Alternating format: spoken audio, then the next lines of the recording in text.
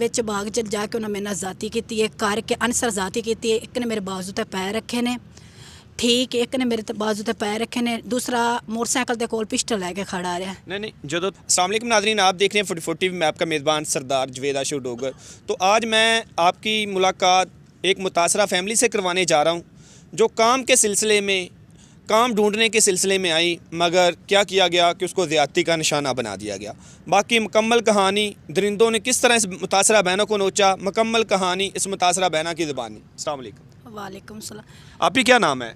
मेरा नाम हलीमा बीबी। हलीमा बीबी, आप हमें ये बताइएगा कैसे आपके साथ ज़्यादती हुई, कैसे आप क्या काम ढूंढने के लिए आए? भाई मैं अस्पताल से दवाई लैन आई सी, तो उत्थे बैठी सी एक आंटी दे नाले बैठे सी 3 मुंडे। ठीक है, मैं उन्होंने आंटी ने आख्या कि मैनू ना काम ते लवा दे। आंटी उन्होंने दे तरफ होए, पता नहीं मैनू इस गल दा नहीं पता। वो बंदे बोलिया कि साडे कोल कोठी हैगी है, असीं 2 घरां दा काम करवावांगे। अनसर ने आख्या। अच्छा, तुसीं इत्थे कसूर हस्पताल, सरकारी हस्पताल आए? हाँ जी, स्टील बाग वाले। अच्छा, सरकारी हस्पताल आए दवाई लैन वास्ते, ते तुसीं एक आंटी नूं कहा कि मैनू काम ते लवा दिओ। ठीक है, तो अनसर कोल बैठा सी। अनसर ने आख्या साढ़े 2 घरां दा काम हैगा, तैनूं खवा दिंदे। मैं क्या ठीक हो गया। उतों आंटी ने आख्या जा तेरी जिम्मेदारी है, तो जा तू वेख्या कर। मैं घर वेखन गई हाँ, उतों मैनू 1 नंबर गली चों कढ़ के पिछा लैके गए ने, उस रोड ते आए। आंटी तुहाडे नाल नहीं गए सी जदों तुसीं काम घर वेखन वाया काम? कोई नहीं गए। तुसीं आंटी नूं नहीं कहा कि मेरे नाल चलो कि मैं काम वेखन? आंटी ने आख्या मोटरसाइकिल ते 3 जने बहंदे ने, तुसीं तां 3 जने चले जाओ। तुसीं चले जाओ ते तुहानूं वहा दिंदे ने जिथे काम कर। हाँ जी, असीं आए हैं, उसमें लैके आए ने। उन्हां दे नाल एक मुंडा पिस्टल लैके ना ते दूसरी गड्डी ते आया है। उन्होंने विचकारले मुंडे ने पिस्टल फड़िया, उन्हें मेरी वक्खी ते रखिया। उन्हें आख्या हुण तू बोलेंगी तो असीं तेनों इत्थे डेथ तेरी कर देंगे। लगाया ने मैनूं उस बाग दे विच, बाग च जाके उन्हें मेरे नाल ज़ाती की है, करके अनसर ज़ाती की है। एक ने मेरे बाजू ते पैर रखे ने, ठीक है, एक ने मेरे बाजू ते पैर रखे ने, दूसरा मोटरसाइकिल के कोल पिस्टल लैके खड़ा रहा। नहीं जदों तुहानूं लै गए ने, ओ कोठी च नहीं लैके गए? नहीं, कोठी च नहीं लैके गए, सानूं 1 नंबर गली च लैके गए ने। उत्थों 1 नंबर गली च लै गए जी, 1 नंबर गली चों कढ़ के सानूं फिर इधर लैके गए ने। ठीक है, उत्थे गए ने अंबा वाला बाग दे कोल। अंबा वाले बाग कोल अनसर ने ज़ाती की है। ठीक है, एक ने मेरे पैर रखे ने बाजू ते।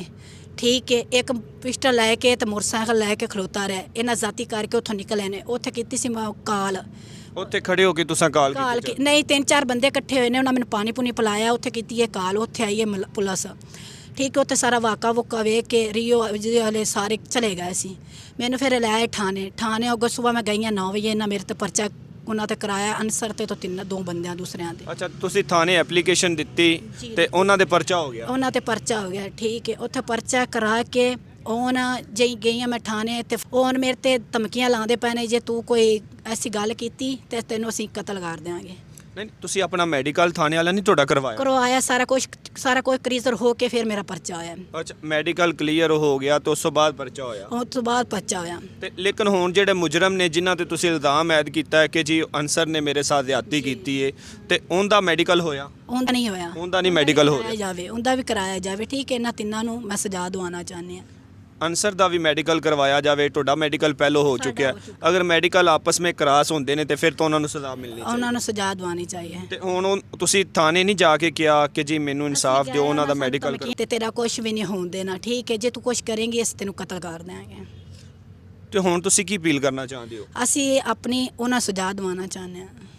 जी नाजरीन, देख लें, ये हमारे पास मुतासरा बहना थी। इसका कहना है कि मैं हस्पताल में दवाई लेने के लिए आई, मगर वहाँ पर मुझे एक आंटी मिल गई। उसको बोला कि मुझे किसी काम पर लगवा दें, मगर क्या हुआ कि वहाँ पर 2 लड़के मौजूद थे। वो मुझे ले गए काम दिखाने के बहाने और बाग में ले गए, मेरे साथ ज़्यादती की। और उसके बाद इसने 15 नंबर पे कॉल भी कर दी, पुलिस भी आ गई, एप्लीकेशन भी जमा करवा दी।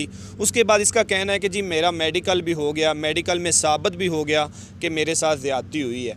मगर क्या है कि जो जिन पर इन्होंने इल्ज़ाम ऐद किया, इनका कहना है कि जी उसका भी मेडिकल करवा लिया जाए।